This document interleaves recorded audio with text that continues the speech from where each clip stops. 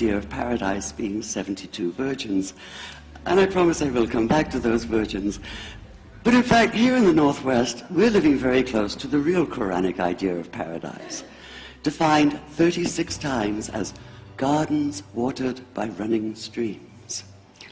Since I live in a houseboat on the running stream of Lake Union, this makes perfect sense to me. But the thing is, how come it's news to most people? I know many well-intentioned non-Muslims who've begun reading the Quran but given up, disconcerted by its otherness. The historian Thomas Carlyle considered Muhammad one of the world's greatest heroes, yet even he called the Quran as toilsome reading as I ever undertook, a wearisome, confused jumble.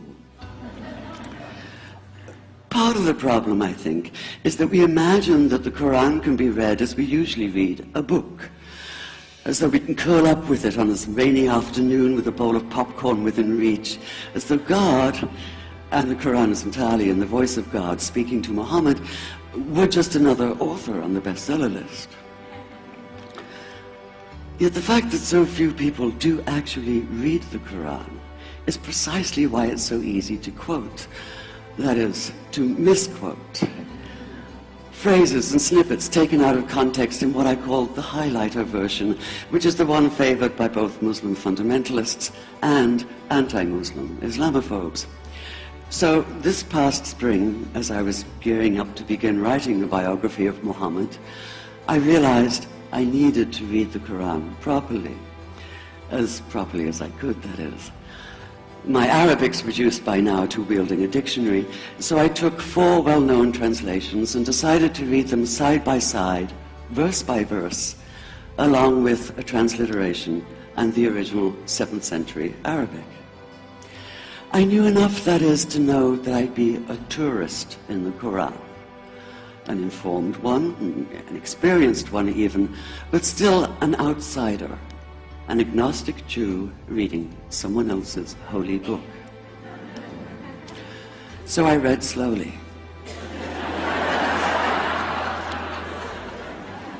I'd set aside 3 weeks for this project, and that, I think, is what is meant by hubris, because it turned out to be 3 months. I did resist the temptation to skip to the back where the shorter and more clearly mystical chapters are, but every time I thought I was beginning to get a handle on the Quran, that feeling of, I get it now, it'd slip away overnight, and I'd come back in the morning wondering if I wasn't lost in a strange land. And yet the terrain was very familiar. The Quran declares that it comes to renew the message of the Torah and the Gospels, so 1/3 of it reprises the stories of biblical figures like Abraham, Moses, Joseph, Mary, Jesus. God himself was utterly familiar from his earlier manifestation as Yahweh, jealously insisting on no other gods. And I began to grasp why it said that the Quran is really the Quran, only in Arabic. Take the Fatiha, the 7-verse opening chapter that is the Lord's Prayer and the Shema Israel of Islam combined. It's just 29 words in Arabic, but anywhere from 65 to 72 in translation. And yet the more you add, the more seems to go missing. So the Quran in English is a kind of shadow of itself, or as Arthur Arbery called his version, an interpretation. But all is not lost in translation. As the Quran promises, patience is rewarded, and there are many surprises. A degree of environmental awareness, for instance, and of humans as mere stewards of God's creation, unmatched in the Bible.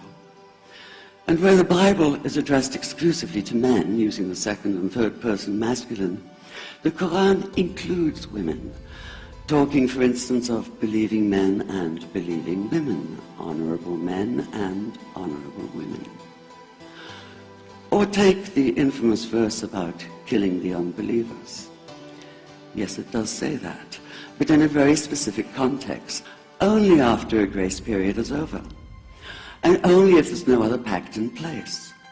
And only if they attack you first. And even then, God is merciful, forgiveness is supreme, and so, essentially, better if you don't. This was perhaps the biggest surprise, how flexible the Quran is, at least in minds that are not fundamentally inflexible. Some of these verses are definite in meaning, it says, and others are ambiguous. The perverse at heart will seek out the ambiguities, trying to create discord by pinning down meanings of their own. Only God knows the true meaning. The phrase, God is subtle, appears again and again. And indeed, the whole of the Quran is far more subtle than most of us have been led to believe, as in, for instance, that little matter of virgins in paradise. Old-fashioned Orientalism comes into play here. The word used 4 times is huris, rendered as dark-eyed maidens with swelling breasts, or as fair, high-bosomed virgins. Yet all there is in the original Arabic is that one word, huris. Not a swelling breast or high bosom in sight. Now, this may be a way of saying pure beings, like in angels, or it may be like the Greek kos or koi, an eternal youth. But the truth is, nobody really knows, and that's the point. Because the Quran is quite clear when it says that you will be a new creation in paradise, and that you will be recreated in a form unknown to you. It seems to me a far more appealing prospect than a virgin.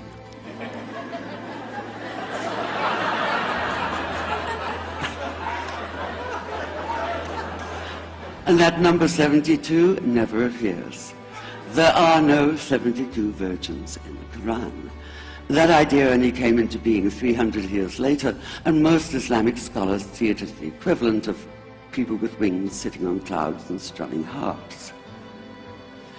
Paradise is quite the opposite. It's not virginity, it's fecundity, it's plenty, it's gardens watered by running streams. A comprehensive and unchanged scripture.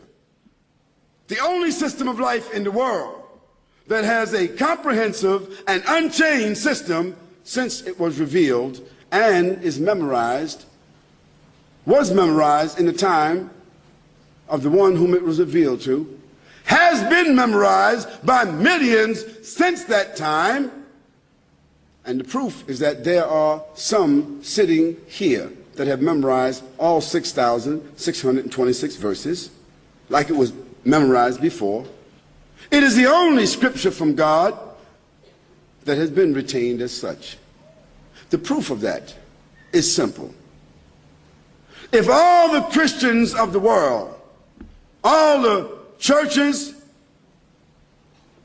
all the congregations, all the individuals agreed one day to take all of their books and throw them in the ocean. To take all the Bibles and throw them in the ocean. And all the Muslims said, we too will take all our books, the Qur'ans, and throw them in the ocean. The Christians would not be able to produce another Bible, because they don't even agree today what is the Bible. The 354 different denominations, all of them claim 43 different Bibles. Different books, different number of verses, even Old and New Testaments. And no one among the Christians, not one in the world, can claim that they have memorized the whole Bible, because they haven't agreed what is the whole Bible. But there are millions of Muslims, maybe 5 or 10 just in this room, who have memorized the entire Quran, so that if we threw all the Qurans, they're just books with ink. Of course we respect it, but if we threw them all in the ocean, we could bring 10 Muslims from 10 different countries that didn't know each other, and they could all stand here in this room right here and start from the beginning.